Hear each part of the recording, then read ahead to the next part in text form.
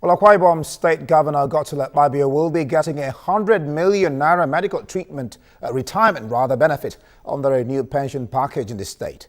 Let's now join Wale Fakile. He'll be telling us what Nigerians think about this and our question of the day. Over to you, Wale. Well, many thanks. The Akpabio State House of Assembly on Monday okayed the controversial legislation which ensures pension payment for life for an ex-governor and his deputy. In a nutshell, a former governor is to get about 200 million naira annually in benefits by the provisions of the bill. Now, amongst other provisions, an ex-governor and their spouse will get 100 million naira medical retirement benefits every year. The draft law, dubbed the Governor and Deputy Governor's Pension Bill 2014, was initiated by Governor Akpabio. And this eye-popping pension package has continued to generate controversy, so we ask today. Couldn't the amendment have said, maybe put a caveat as regards where the medical treatment must be? Like saying you can't go outside the country, it has to be within Nigeria. If you do so, there will be certain ailments that you don't have the equipment in the country to treat. For instance, how many hospitals in Nigeria do open heart surgeries? How many hospitals in Nigeria do liver transplants? These are elderly people who have retired. So if they need a liver transplant and you insist that it should be within Nigeria and there is no hospital offering it, it means you condemn the person to death. Women, you have somebody who has worked for 35 years, going home on 50,000 a month. And somebody, I don't want to say came from nowhere, like me, put in 4 years, and is taking 500 million a year. So this woman in 1 year will earn 600,000, and I will earn 500 million. It's not even taking 1% on that. That is my own worry. So it's not how much you pay a retired university professor a month, maybe about 200, 300,000. How much do you pay this for you to be a professor in a university? You must have spent 15 years, 20 years to become. So you can go on and on. How much do you pay other people who have worked so hard? Before I start, let me make some clarifications. Whatever I'm going to say here is not personal. I am speaking about all Nigerian politicians. When I watched that interview by Akpabio, something that he said caught my attention. Now, when the journalist asked him about the issue of making the law, the pension law, in a way that the ex-governors and the ex-deputy governors should not be going abroad for medical treatments, the answer that Akpabio gave is what got me thinking. He said to him that there are some sicknesses that cannot be treated in Nigeria, that they need to now go abroad. And he went ahead to mention the names of some sicknesses that cannot be treated in Nigeria. Meanwhile, this was 2014, so it's good I mentioned the dates. Maybe we now have hospitals treating those things now. I don't know, but I just needed to let you know the date of that interview. But the main thing for me is the mindset. And this is the mindset of all our politicians. Or maybe just few of them may be different. But this is how many of them think. And that is what worried me. Now, what Akpabio now answered was that there are some sicknesses that cannot be treated in Nigeria. So they needed to leave it open. Now, when he said that there are some sicknesses that cannot be treated in Nigeria, therefore, they cannot make such law to limit them only to go for medical checkups in Nigeria. My thinking was, okay, so you know this thing. You know there are some sicknesses that cannot be treated in Nigeria. Now, you were the governor at that time. What effort, did you make to ensure that we have hospitals that could treat such diseases?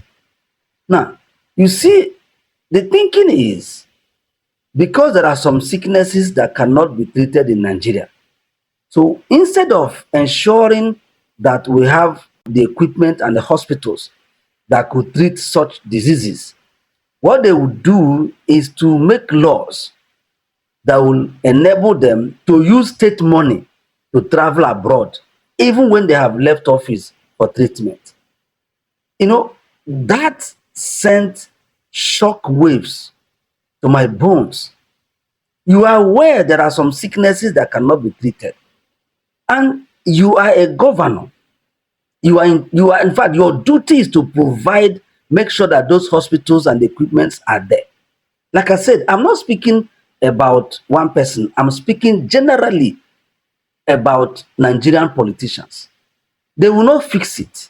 What they will do is that they will make laws, and then they will provide for themselves to use our money, the same money of the poor Nigerians, and then travel abroad and treat yourself and your spouse. You know, that mentality, and the way he said it with, you know, much confidence and without any form of, like, there's nothing that he's doing that is wrong. And that is how most of these Nigerian politicians think. That is why all of them are going abroad for treatment. And these guys are the ones that were elected to be able to use our commonwealth to provide these hospitals and these equipment. But they will not do it.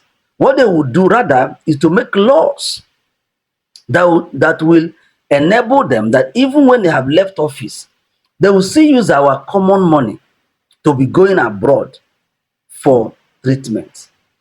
And now, the people that those pension laws are for are ex-governors who are supposed to have provided those equipment and those hospitals. They did not.